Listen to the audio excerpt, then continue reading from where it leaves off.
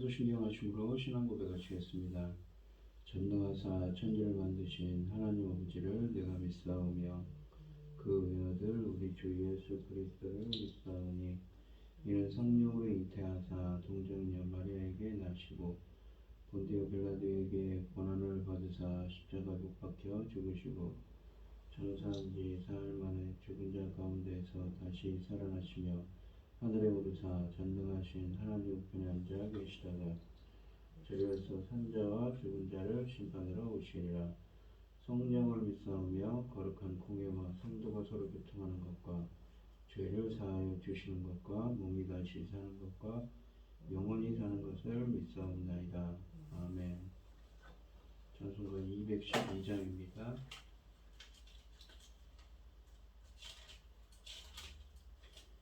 겸손히 주를 섬길 때 괴로운 일이 많으나 구주여 내게 힘주사 잘 감당하게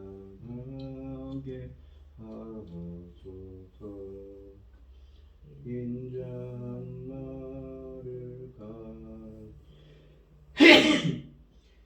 사람을 감화시키며 갈 길을 잃은 무리를 잘 인도하게 하소서. 구주의 귀한 인내를 깨달아 알게 하시고 굳건한 믿음 주셔서 늘 승리하게 하소서. 장래의 영광 비추사 소망이 되게 하시며 구주와 함께 살면서 참 평강 얻게 하소서. 아멘.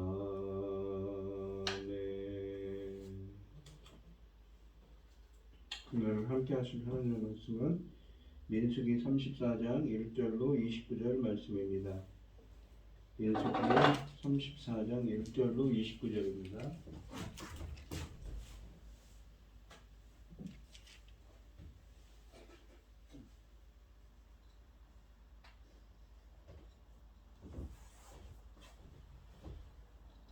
교독을 하도록 하겠습니다. 제가 먼저 읽겠습니다. 여호와께서 모세에게 말씀하여 이르시되 너는 이스라엘 자손에게 명령하여 그들에게 이르라. 너희가 가나안 땅에 들어가는 때에 그 땅은 너희 기업이 되리니 곧 가나안 사방 지경이라. 너희 남쪽은 에돔 곁에 접근한 신광야니 너희의 남쪽 경계는 동쪽으로 염해 끝에서 시작하여 돌아서 아그랍빛 언덕 남쪽에 이르고 신을 지나 가데스 바네아의 남쪽으로 이르고 또 하사라다를 지나 아스몬에 이르고 아스몰에서 돌아서 시내 광야를 지나 바다까지 이르느니라. 서쪽 경계는 대해가 경계가 되나니 이는 너희의 서쪽 경계니라.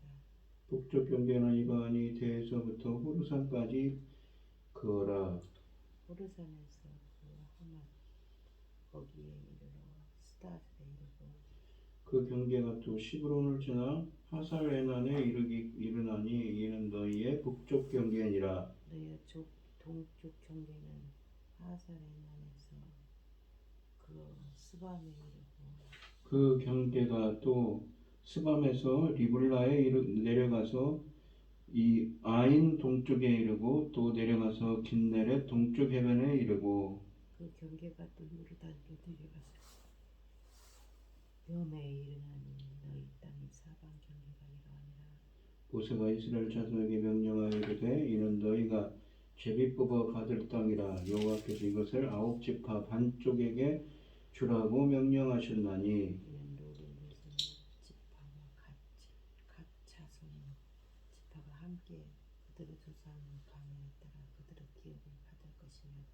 문하세 반쪽도 기업을 받았음이니라. 이 두 지파와 그 반지파는 여리고 맞은편 요단 건너편 곧 해돋는 쪽에서 그들의 기업을 받으리라. 여호와께서 또 모세에게 말씀하여 이르시되 너희에게 땅을 기업으로 나눌 자의 이름은 이러하니 제사장 엘르아살과 눈의 아들 여호수아니라. 너희는 또 기업의 땅을 나누기 위하여 각 지파에 한 지휘관씩 택하라. 그 사람들의 이름은 이러하니 유다 지파에서는 여분네 아들 갈렙이라. 시므온 지파에서는 아미우스 아들 스무엘이요. 베냐민 지파에서는 기슬론의 아들 엘리다시요. 단 자손 지파에서는 지휘관 요글리 아들 붓기요. 요셉 자손 중 므낫세 자손 지파에서는 지휘관 에봇의 아들 한니엘이요. 에브라임 자손 지파에서는 지휘관 십단의 아들 그무엘이요. 스불론 자손 지파에서는 지휘관 바르나의 아들 엘리사반이요. 이스라엘 자손 지파에서는 지휘관 아산의 아들 발디엘이요. 아셀 자손 지파에서는 지휘관 슬로미의 아들 아이르흐시요. 납달리 자손 지파에서는 그 지휘관 아미우스 아들 부다헬이니라 하셨느니라. 이들이 여호와께서 명령하사 가나안 땅에서 이스라엘 자손에게 기업을 받게 하신 자들이니라. 아멘. 오늘 본문 말씀의 제목은 약속의 땅의 경계입니다. 이스라엘 백성에게 기업으로 주신 가나안 땅의 경계를 보여주십니다. 이 땅을 공정하게 분배하기 위해 지파별로 감독자를 세우셨습니다. 1절부터 15절은 약속의 땅 경계선에 대해 말씀하십니다. 하나님은 이스라엘이 차지하게 될 가나안 땅의 범위를 경계선을 그려줌으로써 정해주셨습니다. 먼저 남쪽 경계선, 그리고 서쪽 경계선, 북쪽 경계선을 그려주신 후 마지막으로 동쪽 경계선을 정해주셨습니다. 시계 방향으로 돌아가며 가나안 땅의 경계선을 정해주신 것입니다. 먼저 남쪽 경계선은 1절로 5절 말씀에 쓰여져 있는데 남쪽 경계선의 시작은 에돔의 경계선과 맞닿는 신광야입니다. 남쪽 경계선의 동쪽 한계는 본문이 여매라고 하고 성경 다른 곳에서는 동해라고도 합니다. 이것은 해라고 불리는 사해가 되며 또한 이곳에서부터 이 서쪽으로 가면서 아그라빔, 비탈, 신 그리고 가데스 바나, 하사라달, 아스몬, 이집트 국경을 거쳐 남쪽 경계선의 서쪽 한계인 곧 큰 바다, 곧 지중해에 도달합니다. 하사라달은 유다 지파에 속한 땅의 남쪽 경계선이 됩니다. 서쪽 경계선은 6절 말씀에 쓰여져 있는데 이스라엘 영토의 서쪽 경계선은 지중해와 해안서입니다. 지중해는 이스라엘에게 지대한 거대한 바다이며 훌륭한 천연적 경계선이었습니다. 훗날 이스라엘은 해안 지역을 발달시키지 못해 쫓는 항구를 많이 갖지 못했습니다. 7절로 9절은 북쪽 경계선에 대해 말씀하십니다. 북쪽 경계선의 서쪽 시작은 자연히 지중해가 됩니다. 지중해에서 호르산, 하마다기, 스다, 시브론을 거쳐 북쪽 경계선의 동쪽 한계인 하살레난에 이릅니다. 여기서 말하는 호르산은 아론이 죽은 에돔의 경계선에 있었던 호르산과 구분되어야 합니다. 이 호르산은 이스라엘 영토의 북서쪽에서 지중해를 내려다보는 고지대에 있었을 것으로 생각되지만 정확한 위치는 알지 못합니다. 이 외에 다른 지명의 정확한 위치는 알려지지 않았습니다. 동쪽 경계선은 10절로 12절 말씀이 쓰여져 있는데 이스라엘 영토의 동쪽 한계선은 북쪽 끝인 하살레난에서 시작하여 스바, 리볼라, 아인, 긴네렛 바다를 거쳐 요단강을 따라 남쪽으로 내려가 사해에 이르며 사해가 동쪽 한계선의 남쪽 끝이 됩니다. 이 지역 이름 중에서 확인된 지명은 긴네렛 바다와 요단강뿐입니다. 긴네렛 바다는 갈릴리 호수의 다른 이름이고 입니다. 리블라는 북쪽 하맛 지역에 있었던 리블리와 구분되어야 하며 스방, 아인과 함께 어디에 있었는지는 오늘날 알려지지 않았습니다. 모세는 이 경계선들이 하나님이 이스라엘에게 기업으로 주신 땅이라고 13절에 말합니다. 이스라엘은 가나안의 정착할 때만 이 경계선을 유지했을 뿐 그 후 한 번도 경계선을 따라 정확하게 구분된 영토를 가진 적이 없습니다. 약속의 땅을 정의하는 이 본문이 요단강 동편의 땅을 포함하지 않는다는 것에 대해 우리는 의아하게 생각할 수도 있지만, 그러나 강 동편 지역은 이미 두 지파와 반지파에게 할당되었기 때문에 새로운 영토를 정복하면서 군대가 어디까지 진군해야 하는가를 규정하는 이 본문에 언급될 필요는 없습니다. 게다가 34장의 주요한 목적은 가나안 땅을 정의하는 것인데, 이스라엘이 요단강 동편의 땅도 차지하기는 했지만 이 지역은 가나안에 포함되지 않게 언급되지 않은 것입니다.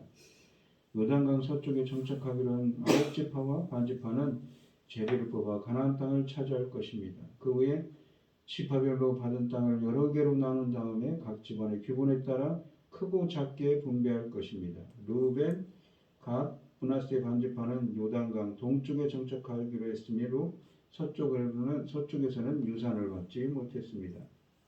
그런데 본문의 경계는 아브라함에게 창세기 15장 18절에 아브라함에게 약속하신 가나안 땅의 경계, 즉 애굽강에서부터 유브라데까지의 땅보다는 좁습니다. 하지만 이 같은 차이를 놓고 하나님의 약속이 불완전하게 이루어졌다고 이해해서는 안 됩니다. 왜냐하면 여호와께서 아브라함에게 약속하신 가나안 땅의 경계는 다윗과 솔로몬 시대와 같은 통일 이스라엘 왕조 시대에 이루어졌기 때문입니다.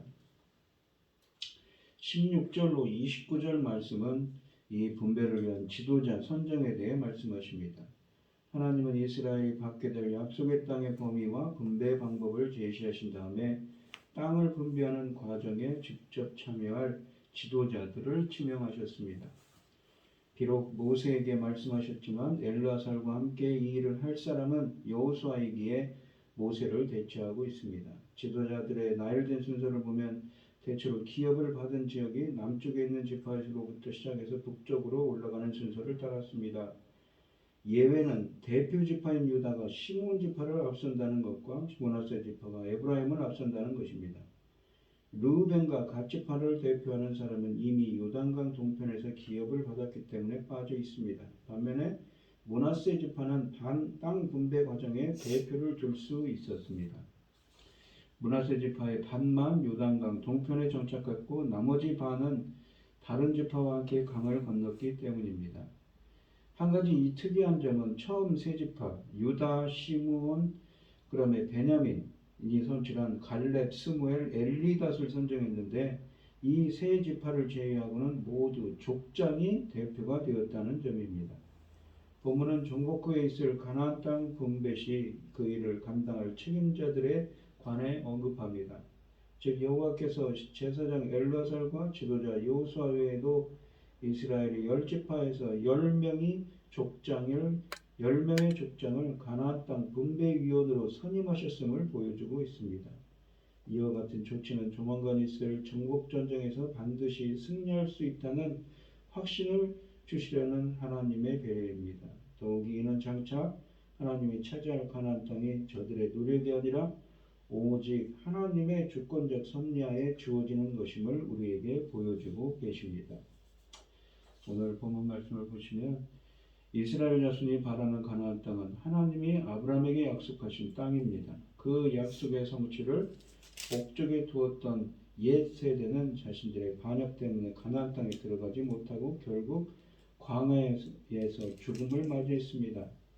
40여 년의 시간이 지난 후 모압 평지에 이른 이 출애굽 2세대는 약속의 성취를 다시금 눈앞에 두고 있습니다.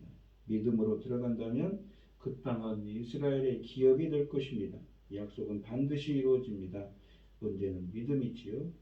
우리들도 하나님 나라의 청사진을 주님이 주시는 그 하나님 나라의 이 소망을 두고 순종으로 주님 앞에서 그 소망을 바라보고 순종으로 나아가는 오늘 하루가 되시기를 바랍니다.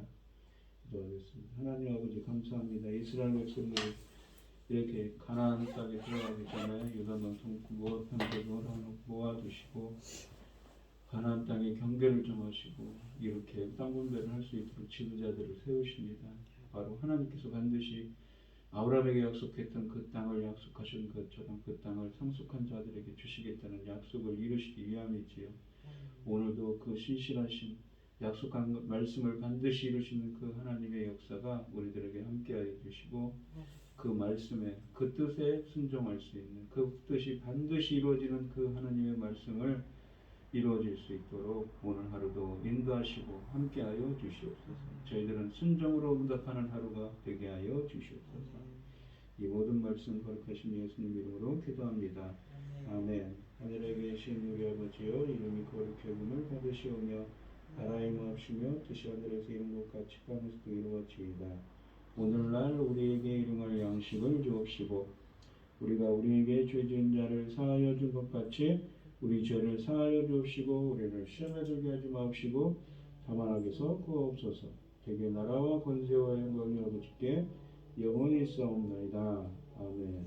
오늘 주신 말씀 가지고 기도할 때요 반드시 이루어지는 그 하나님의 말씀이 오늘 이루어지고 그 말씀에 순종으로 응답하는 하루가 되게 해달라고 기도하시고 어려움을 당하신 분들과 각자 기도점을 가지고 주여 삼창하시면서 통성으로 기도하도록 하겠습니다.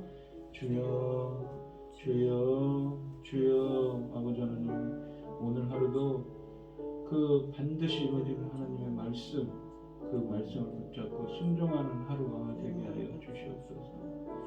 아버지 인도하여 주시옵소서.